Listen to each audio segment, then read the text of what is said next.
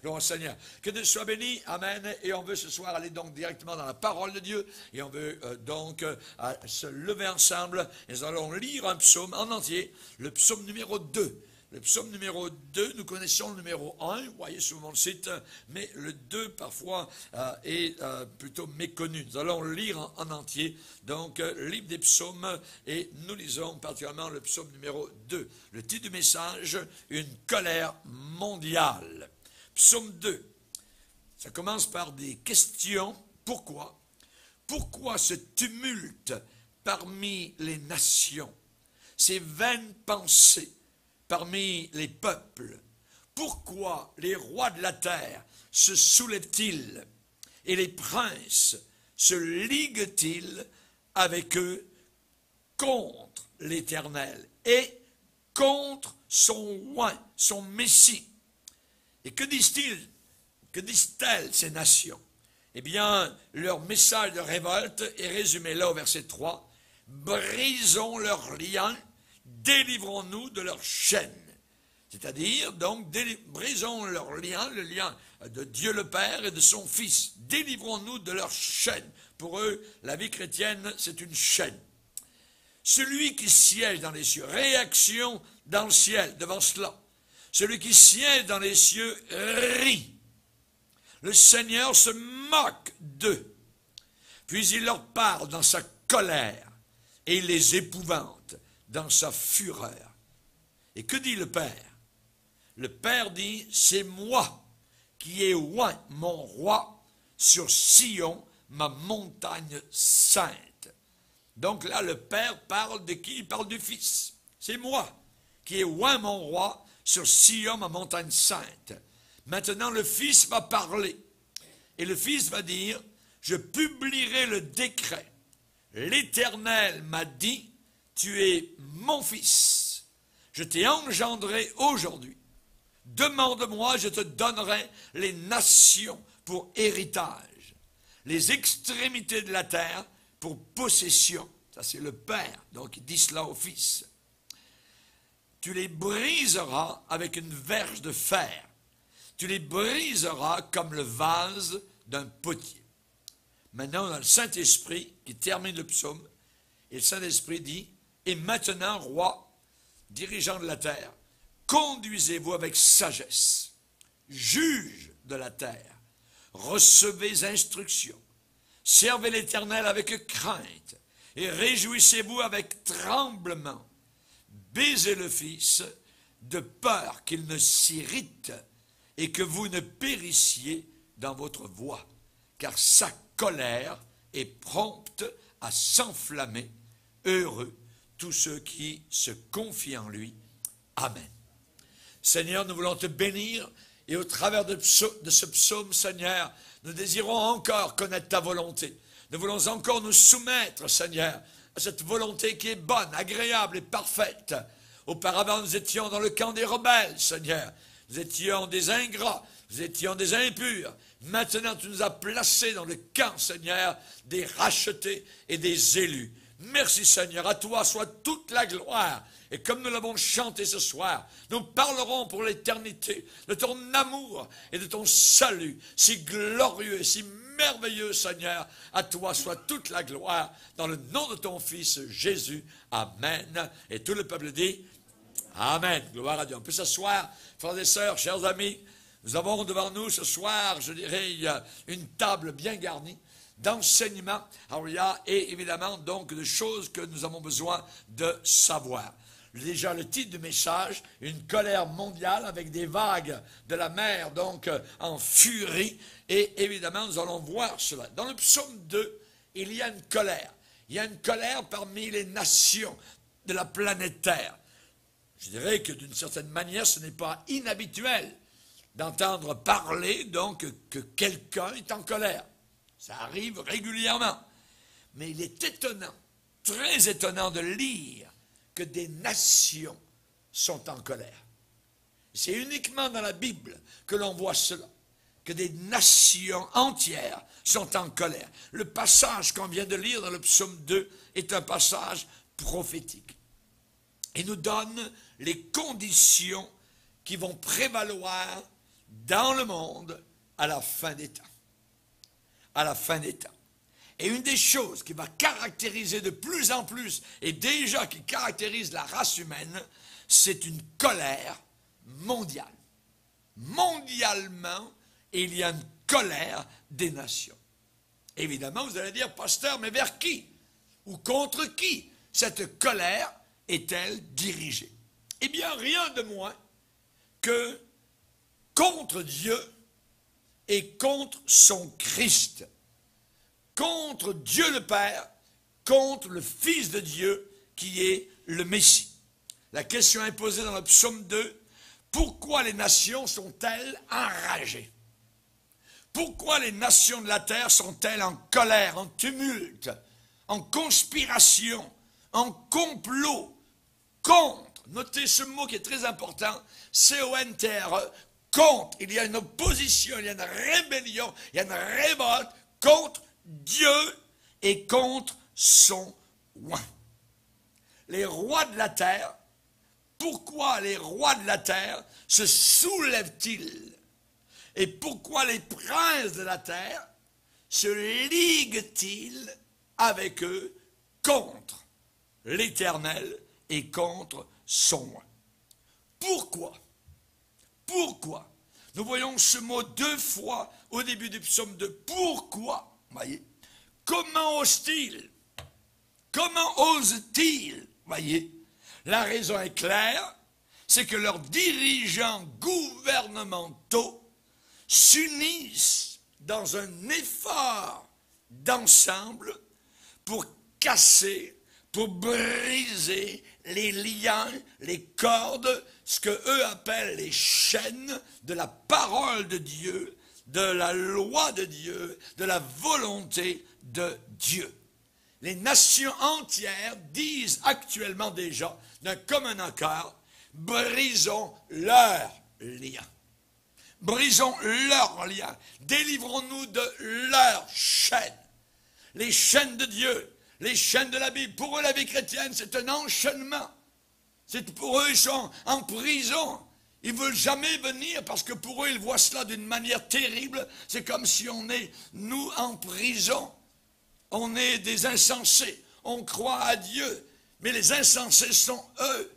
Parce qu'ils ne veulent pas se soumettre à la volonté du Seigneur. Alors ils veulent s'en libérer. Ils veulent s'en débarrasser.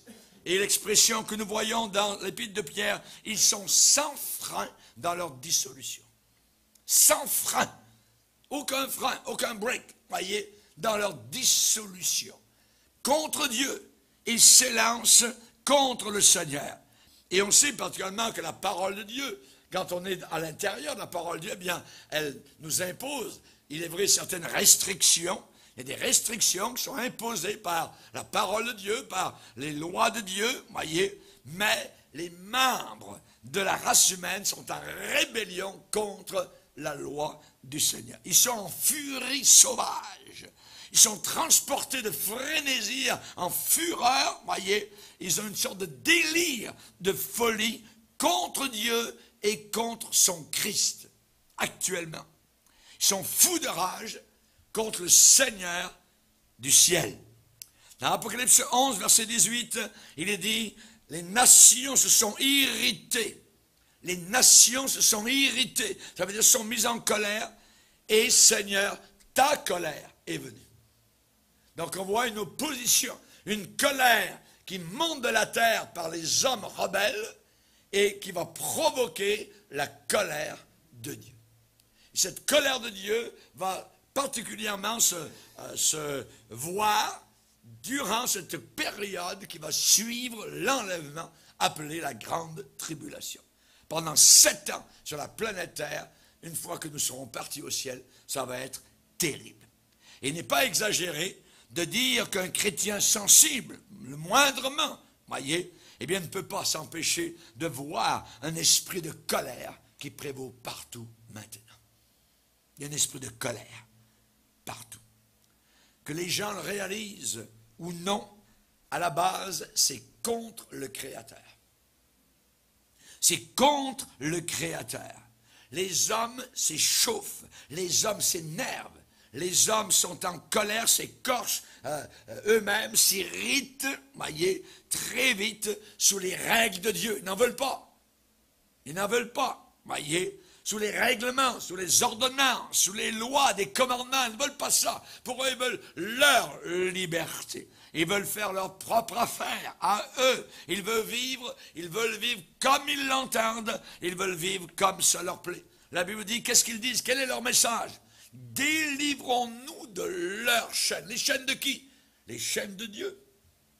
Délivrons-nous, on n'en veut pas. La Bible, on met ça à la poubelle, c'est terminé. C'était bon pour les grands-parents, c'est de suite, ne peut plus aujourd'hui. Ils n'en veulent plus. Il y a une colère qui est dans leur cœur. Et puis après tout, qui a écrit ce livre, tout ça, c'est les hommes, c'est rempli d'erreurs. On connaît comment le diable travaille. Oui. Comment le diable travaille. Délivrons-nous de leurs chaînes, délivrons-nous de leurs liens. Pour eux, la vie chrétienne, c'est des liens. On est comme liés. Ouais, pour eux, ils nous voient comme cela. Alors qu'on est libre, et c'est eux qui sont liés. Vous voyez, ils sont aveuglés par Satan. Nous vivons une époque permissive où tout est toléré, tout est permis, tout est accepté. Mais cependant, les lois de Dieu sont encore présentes. Elles sont là. Elles sont là. C'est à peu près comme quelqu'un qui dit, moi, la loi de la gravité, moi, je m'en fous complètement. Je monte au 3e étage et j'enjambe la fenêtre. Je vais vous démontrer que la loi de la gravité, moi, j'ai pas peur. Et j'enjambe, paf, qu'est-ce qui va arriver? Je vais mourir en bas. Vous voyez? Pourquoi? Parce qu'il y a une loi. Et les lois de Dieu sont encore là aussi. Et les hommes frappent, ils se heurtent, ils n'en veulent pas, voyez. Ils veulent vivre comme ils veulent, comme ils l'entendent. Délivrons-nous de leurs chaînes. Voyez. On vit une époque permissive. On se rappelle comment à Éphèse, quand l'évangile est arrivé, tout de suite opposition. Et pendant 2 heures de temps, les gens sont rassemblés dans le stade d'Éphèse, dans le cirque d'Éphèse, et pendant 2 heures, ils ont crié « Grande est la Diane des Éphésiens ». Grande est la Diane des Éphésiens. Toute la population était réunie contre l'Évangile. Le diable les a réunis, ils ont eu un même message. Grande est la Diane des Éphésiens.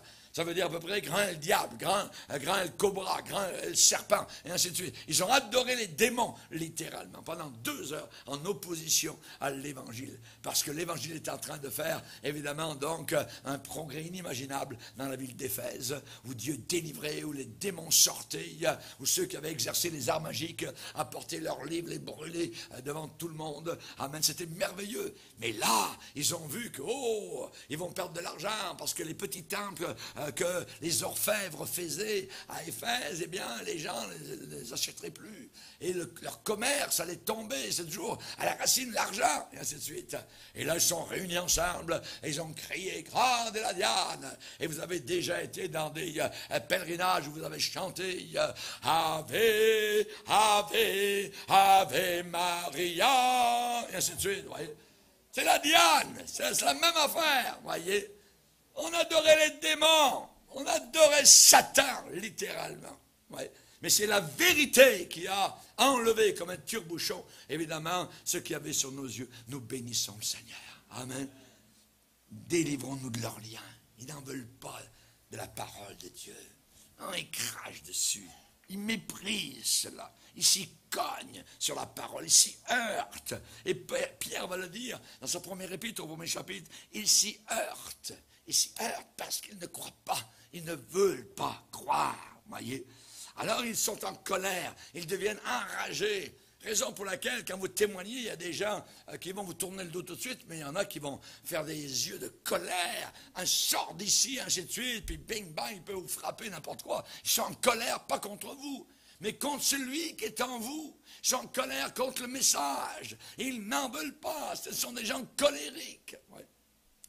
C'est ce qui arrive. Ouais. La Bible parle de quelque chose d'assez terrible. La Bible dit que Dieu a formé des vases de colère pour le jour de la perdition.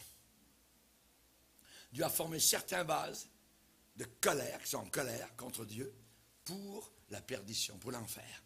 Et nous sommes des vases, de l'autre côté, Romains 9 le dit, nous sommes des vases de miséricorde.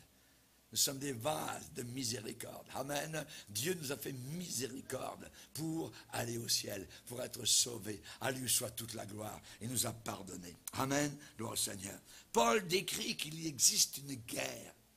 Il existe une guerre actuellement. C'est une guerre invisible.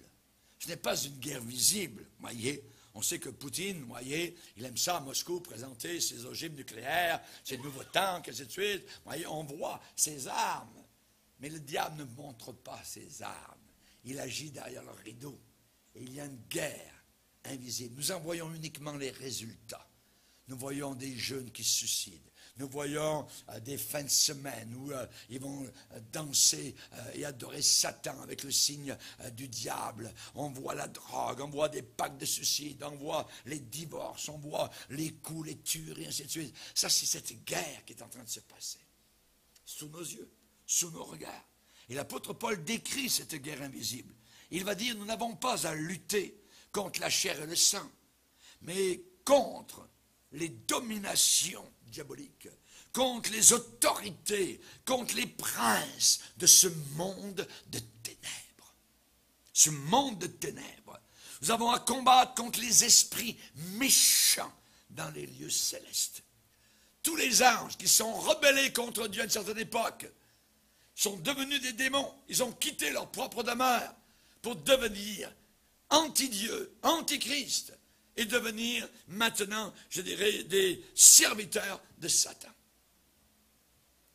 Nous avons l'image d'un grand match de lutte qui se passe dans le domaine spirituel. C'est essentiellement une bataille de volonté. La question sur laquelle il faut se décider, est-ce que c'est la volonté de Dieu que je veux suivre ou suivre la volonté de Satan? Tout est là. Tout est là. La colère des nations que nous voyons autour de nous, voyez, marche dans la rue, tout ça, à moitié nu, contre le gouvernement, contre la police. La Bible dit de respecter la police. Tout ce qui est de Dieu aujourd'hui va être mis en échec.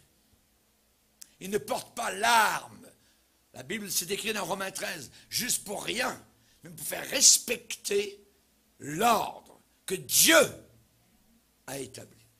Que Dieu a établi.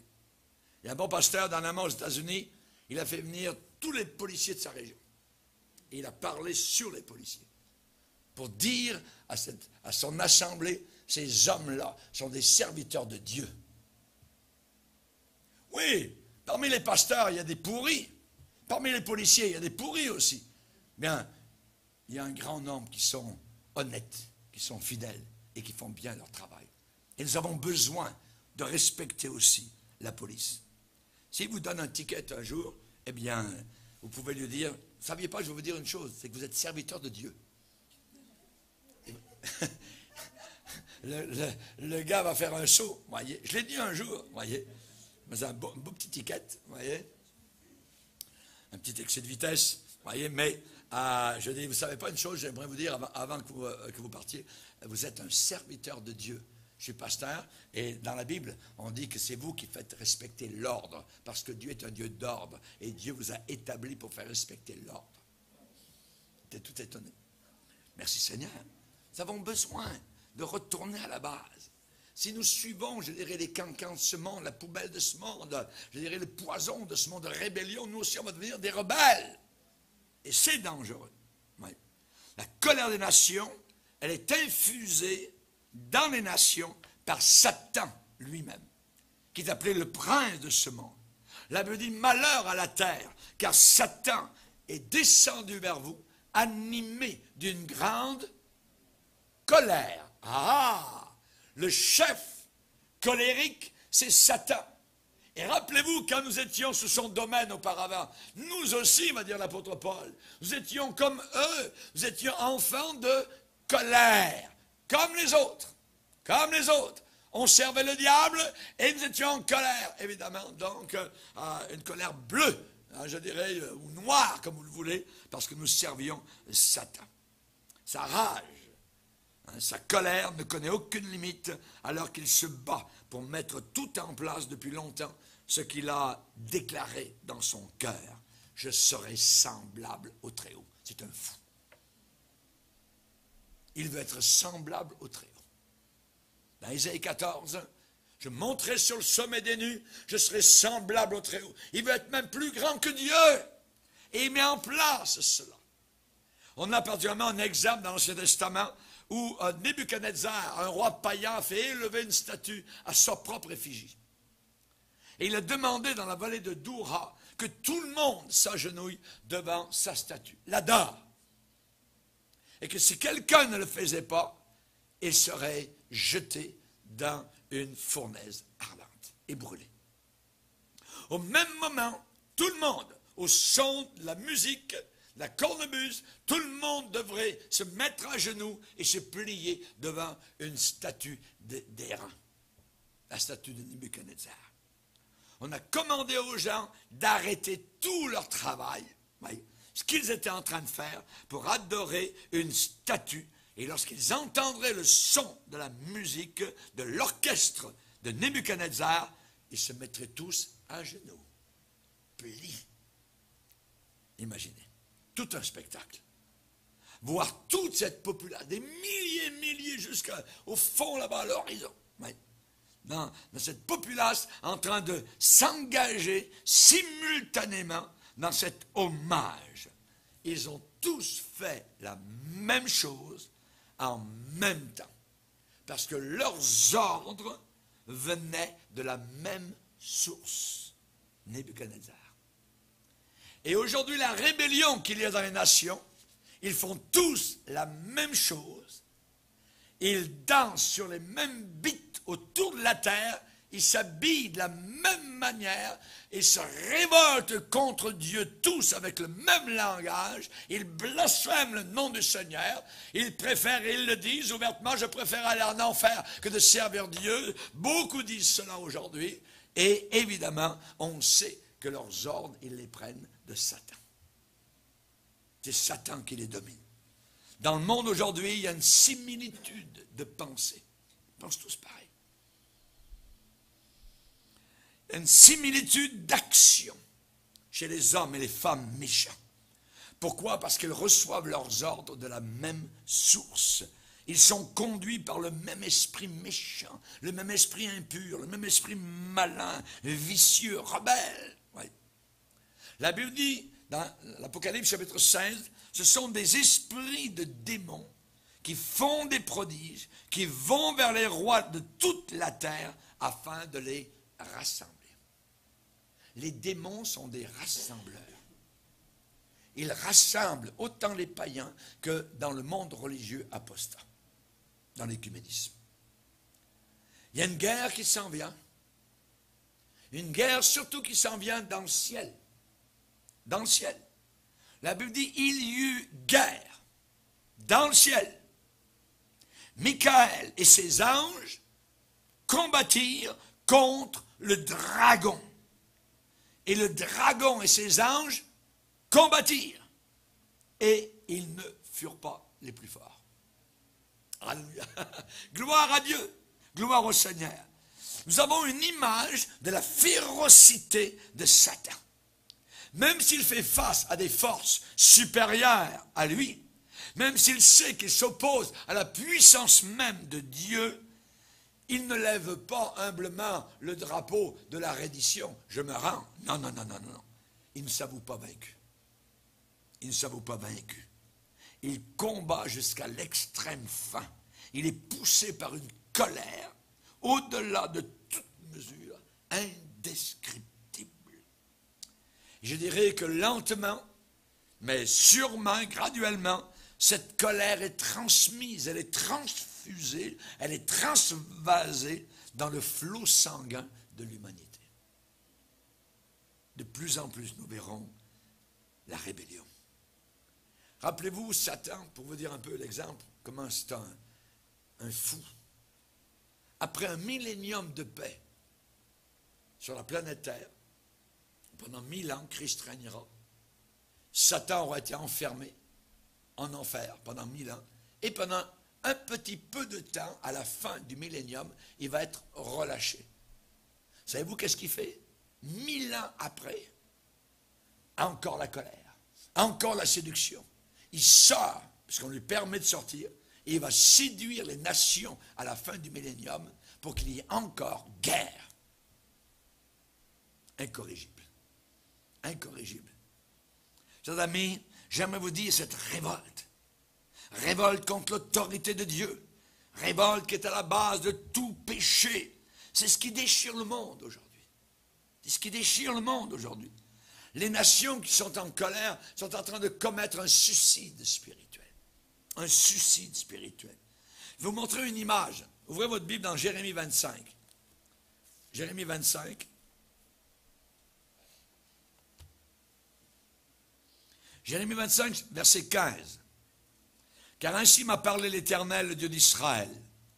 Prends de ma main cette coupe remplie du vin de ma colère et fais-la boire à toutes les nations vers lesquelles je t'enverrai. Ils boiront, et ils chancelleront, et ils seront comme fous. À la vue du glaive que j'enverrai au milieu d'eux. Et je pris la coupe de la main de l'Éternel, et je la fis boire à toutes les nations vers lesquelles l'Éternel m'envoyait. Regardez maintenant verset 30. Et toi, tu leur prophétiseras toutes ces choses. Et tu leur diras, l'Éternel rugira d'en haut de sa demeure sainte. Il fera retentir sa voix. Il rugira contre le lieu de sa résidence en Israël. Il poussera des cris comme ceux qui foulent au pressoir contre tous les habitants de la terre. Le bruit parvient jusqu'à l'extrémité de la terre, car l'Éternel est en dispute avec les nations. Il entre en jugement contre toute chair. Il livre les méchants au glaive, dit l'Éternel. Ainsi parle l'Éternel des armées, voici la calamité va de nation en nation. Et une grande tempête s'élève des extrémités de la terre. Ceux que tuera l'Éternel en ce jour seront étendus d'un bout à l'autre de la terre. Ils ne seront ni pleurés, ni recueillis, ni enterrés. Ils seront comme du fumier sur la terre. Chers amis, la colère des hommes contre Dieu va avoir une juste rétribution. Une juste, je dirais, récompense. Quelle image! Les nations vont être forcées de boire la coupe du vin du jugement de la colère de Dieu. Ils boiront, il est dit, ils chancelleront comme le vin, comme quelqu'un de ivre, ils seront comme fous. Mais déjà, ils sont fous. Parce que la Bible dit, se pensant sages, ils sont devenus fous. Ils ont changé l'ordre naturel d'un homme avec une femme. Ils ont commencé à marier deux hommes ensemble. C'est de la folie totale. La folie totale. Chers amis, nous avons besoin de savoir. Nous avons besoin de savoir. La tête va leur tourner de rage et de colère. L'insensé dit en son cœur, il n'y a pas de Dieu. Ils ne veulent pas croire en Dieu, mais durant la grande tribulation, c'est drôle, ils vont lever le poing contre Dieu, contre celui qui habite dans le ciel. C'est drôle.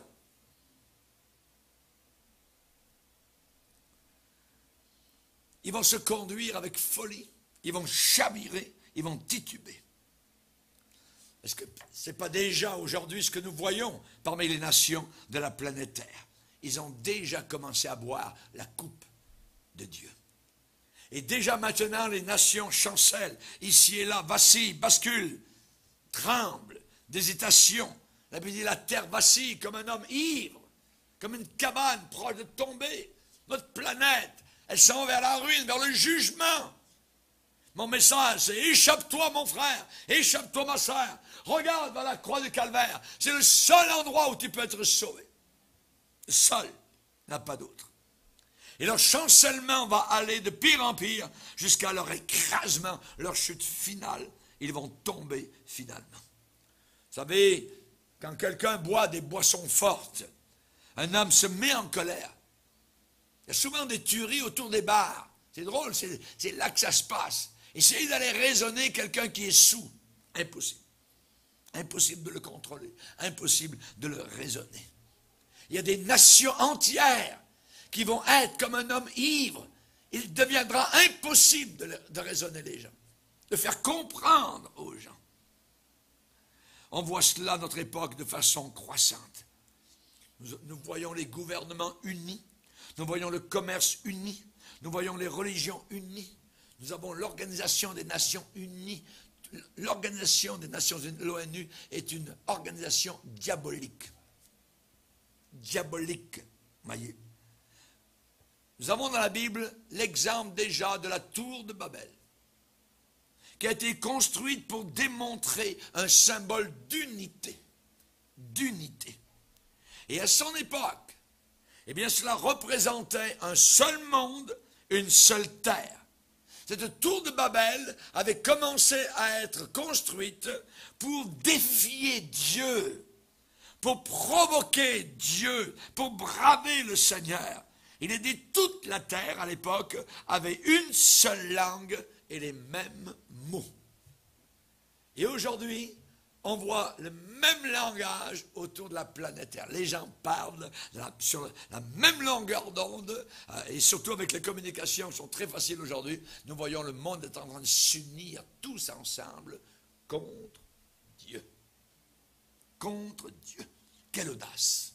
Jeter un défi à la loi de Dieu, mépriser la loi du Seigneur. Et l'érection de la tour de Babel, eh bien, ça a été le commencement de la fin des plans des peuples. Dieu y a mis fin. Le building de l'ONU à New York est une organisation qui met Dieu complètement de côté. Et cependant, cette organisation, l'ONU, est déterminée à avoir la paix, la sécurité et la sûreté sans Dieu. Sans Dieu. Et je crois que c'était le début de la fin de cette dispensation dans laquelle nous sommes quand cette tour a commencé à être érigée à New York. Ça symbolise la colère de Satan, œuvrant à travers d'hommes impies contre celui qui est vraiment le leader des nations, le chef des nations, Jésus-Christ. Sans Jésus, il n'y a pas de paix. Il a dit, sans moi, vous ne pourrez rien faire. Quand les hommes diront paix et sûreté, une ruine soudaine les surprendra et n'échapperont pas. C'est ce que la Bible enseigne. J'aimerais qu'on se porte dans Apocalypse chapitre 11 sur une scène. Apocalypse chapitre 11,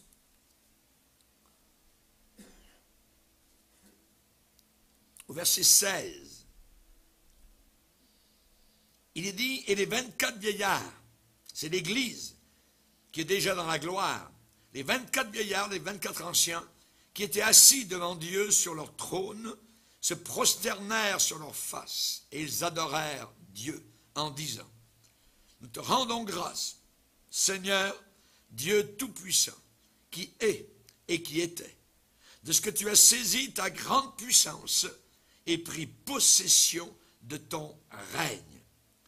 Les nations se sont irritées, ça veut dire les nations sont mises en colère, et ta colère à toi est venue. Et le temps est venu de juger les morts, de récompenser tes serviteurs les prophètes, les saints et ceux qui craignent ton nom, les petits et les grands, et de détruire ceux qui détruisent la terre. Les nations sont mises en colère, et notre Dieu s'est mis en colère. Sa miséricorde et sa patience, mais qu'est-ce que les hommes en ont fait? La miséricorde et la patience de Dieu, et ils ont continué dans leur mépris. Dieu a permis toutes sortes de choses qui sont arrivées, des tremblements de terre, il y a eu des tsunamis, il y a eu des centaines de milliers de morts, il y a toutes sortes de choses, des volcans, il y a toutes sortes de choses qui arrivent. Dieu est en train d'avertir notre génération. Il continue comme avant. Aucun changement dans leur cœur. Ils ne voient pas. Ils sont aveuglés par Satan. Et dans Ésaïe chapitre 26, il est dit, lorsque les jugements de Dieu ne s'opèrent pas sur la planète Terre, qu'est-ce que le cœur des hommes, eh bien, fait? Eh bien, le cœur des hommes s'endurcit. Dans Ésaïe 26 et au verset 10, « Si l'on fait grâce aux méchants, il n'apprend pas la justice. Il se livre au mal dans le pays de la droiture et n'a point égard à la majesté de Dieu. » Ecclésiaste nous dit la même pensée d'une autre manière. Dans Ecclésiaste au chapitre 8, il est dit, « Parce qu'une sentence contre les mauvaises actions ne s'exécute pas rapidement, qu'est-ce qui arrive? Le cœur des fils de l'homme se remplit en eux du désir de faire le mal. » De faire le mal. Chers amis, nous avons besoin de marcher, nous, dans la crainte du Seigneur, dans la crainte de Dieu. Dieu n'a jamais été, je dirais, pris au dépourvu, ou de dire, qu'est-ce que je vais faire, là, tout ça, sur la terre. Non, non, non. Dieu sait ce qu'il doit faire. Dieu est au contrôle, il est aux commandes, et il a un programme qui va de l'avant avec une précision parfaite. Son timing est exact. Et Dieu a donné à tous les hommes l'occasion de se repentir de leurs péchés. Mais les hommes ont choisi de se mettre en colère contre lui. Rendez-vous compte? Une folie totale. Les hommes ont choisi de se mettre en colère contre lui au lieu de l'aimer. Alors, puisque les hommes n'ont pas aimé la vérité, l'amour de la vérité, Dieu les abandonne. Dieu les livre à eux-mêmes. Et ainsi, donc, ils deviennent ce qu'ils sont aujourd'hui. Puissance d'égarement qui les conduit. Quelqu'un qui travaillait sur la céramique, eh bien, pour faire un vase en céramique, comment ça se passe? On verse un mélange liquide dans un moule, voyez, et ensuite on place cela dans un four. Et vous savez à peu près à quoi va ressembler l'article une fois achevé, simplement en observant l'aspect du moule. Et nous pouvons observer, nous, aujourd'hui, ce qui se passe jour après jour. L'histoire humaine est comme un courant liquide qui est déversé dans le moule de Dieu. Dans le moule de Dieu. Le monde voit, le monde observe des événements rapides qui arrivent à notre époque, mais ils ne savent pas comment vont finir ces choses. Ils se disent, oh, où est-ce qu'on s'en va? Oh, ça va mal dans le monde. Oui, mais ça ne sert à rien de poser de telles questions. Nous avons la réponse. Oui.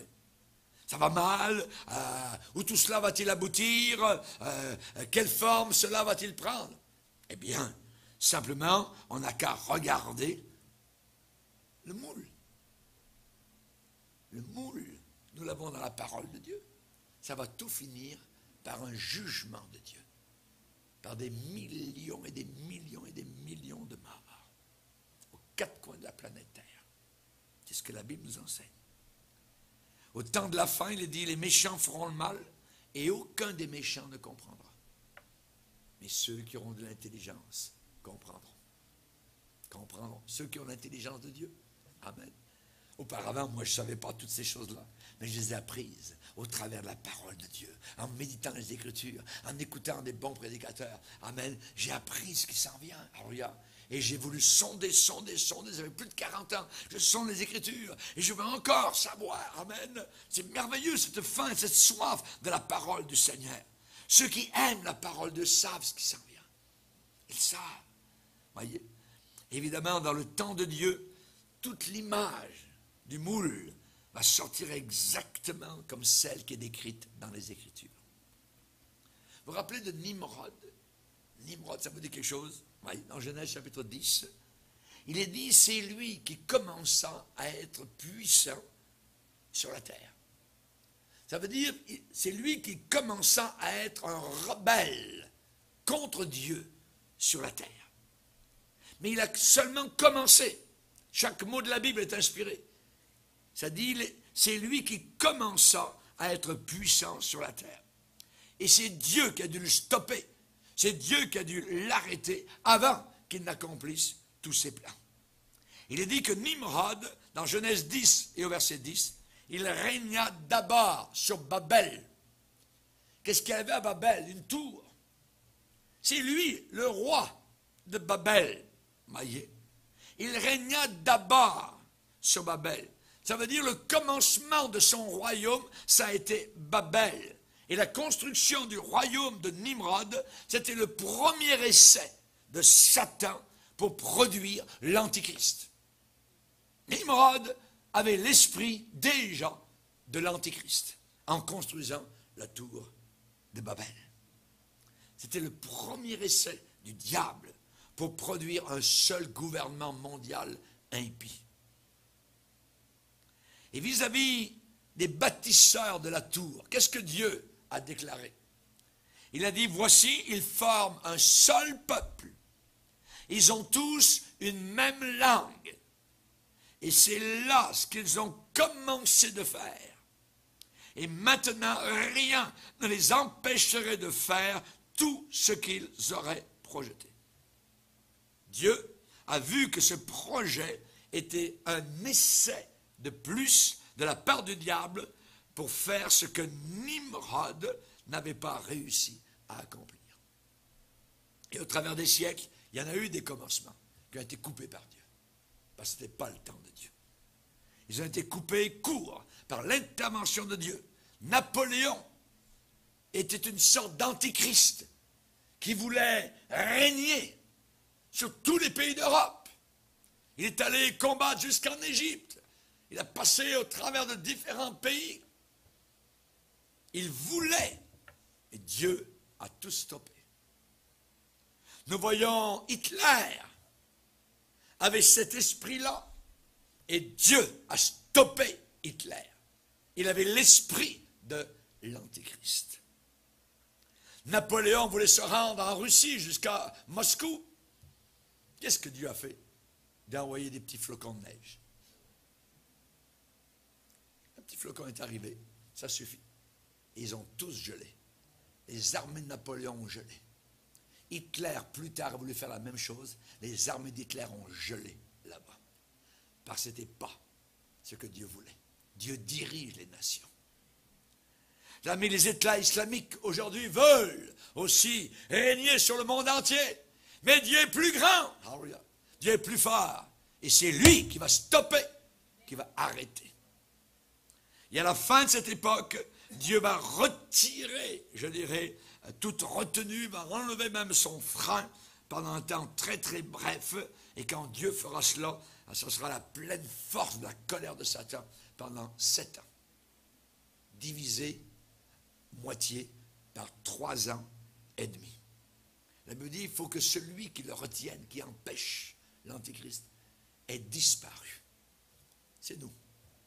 C'est nous l'Église. Et une fois que nous aurons disparu, alors paraîtra l'impie, l'Antéchrist, ce gouverneur mondial, ce Nimrod mondial, ce Napoléon, cet Hitler de la fin des temps. Et Hitler et Napoléon seront, par rapport à l'Antéchrist, uniquement des enfants de cœur. Il aura le contrôle complet pendant 7 ans et Dieu le détruira par le souffle de sa bouche à la bataille d'Armageddon. La Bible dit que les fleuves, au psaume 93, les fleuves élèvent leur voix, leur onde retentissante. On parle ici des nations, on parle des peuples qui se rebellent contre le Seigneur. Les nations, leur tumulte, leur voix est en colère. Et on les entend très clairement aujourd'hui. On les entend très très clairement aujourd'hui. Ils veulent toujours parler plus haut et plus fort, aller toujours plus loin dans l'impudicité, dans le changement des lois. Voyez. Légaliser la drogue, ainsi de suite. Légaliser l'homosexualité, légaliser tout cela. C'est l'esprit de l'Antéchrist, rébellion contre Dieu vis-à-vis de tout cela. Et nos gouvernements travaillent très fort vis-à-vis de ce domaine-là. Chers amis, Dieu est plus puissant que toutes ces vagues enragées, que ces fleuves aux flots retentissants et fracassants. Dieu les contrôle. Dieu les contrôle. Dans Malachie, le Seigneur dit, vous verrez de nouveau la différence entre celui qui sert Dieu et celui qui ne le sert pas. Durant la grande tribulation, il y aura 2 hommes qui vont faire suer la terre entière. 2 témoins. Et ils vont annoncer l'évangile. Ils vont parler de Jésus-Christ. Alléluia, gloire au Seigneur. Et les 2 témoins envoyés par Dieu vont prophétiser pendant 1260 jours. Exactement 42 mois ou encore 3 ans et demi. Pendant 3 ans et demi, ils vont annoncer l'évangile durant ces 7 ans de grande tribulation. Et il y aura opposition terrible à leur message. Et la Bible dit, la bête qui monte de l'abîme leur fera la guerre, l'Antichrist. Tout de suite, opposition, lumière, ténèbres, ainsi de suite. Et c'est la même chose depuis des siècles. Le peuple de Dieu, le chrétien qui annonce la vérité, qui, je dirais, présente l'évangile, tout de suite fait face aux forces du mal. Il y a persécution. Rappelez-vous les persécutions de l'Empire romain, les Césars, les Néron, les Domitiens, ainsi de suite. Après, c'était la Rome religieuse, l'Église catholique romaine, qui a tué plus de 50 millions de personnes. Voyez. Ensuite, il y a eu, je dirais, les communistes, qui ont tué, torturé des milliers et des milliers de chrétiens. Actuellement, dans le monde islamiste, il y a aussi encore persécution contre les chrétiens. Parce qu'ils sont dans les ténèbres et nous apportons la lumière, nous, les chrétiens. Il y a des gens qui disent aujourd'hui, sur le lieu du travail où il y a des femmes islamistes qui mettent le voile, tout ça. Vous savez ce que ces femmes disent? Ils disent, mais dans la Bible, ça dit de porter le voile. Répondez-leur, dans la Bible, ça dit aussi que Jésus-Christ est Dieu. Amen. Alléluia. Tu veux amener la Bible pour parler? On va te parler de la Bible. La Bible, c'est la vérité. Alléluia. Amen. Gloire au Seigneur. Que Dieu soit béni. Ils se servent de la Bible, imaginez, pour essayer de prouver, évidemment, leur point. Nous avons besoin du Seigneur. Nous avons besoin de la grâce. Des événements inimaginables s'en viennent sur cette terre et le monde ne s'en doute absolument pas. Il n'y a qu'un seul groupe qui sait ce qui s'en vient. Ce sont les véritables chrétiens sauvés par le sang de Jésus. On a été éclairés par la puissance du Seigneur. Et ce livre est merveilleux. Lisez-le, méditez-le. Amen, serrez-le sur votre cœur. Comment le jeune homme rendra-t-il pur son sentier? Je serre ta parole dans mon cœur afin de ne pas pécher contre toi. Le monde est en colère mondiale. Sa colère va augmenter de plus en plus. Nous, approchons-nous du Seigneur. Que Dieu soit béni.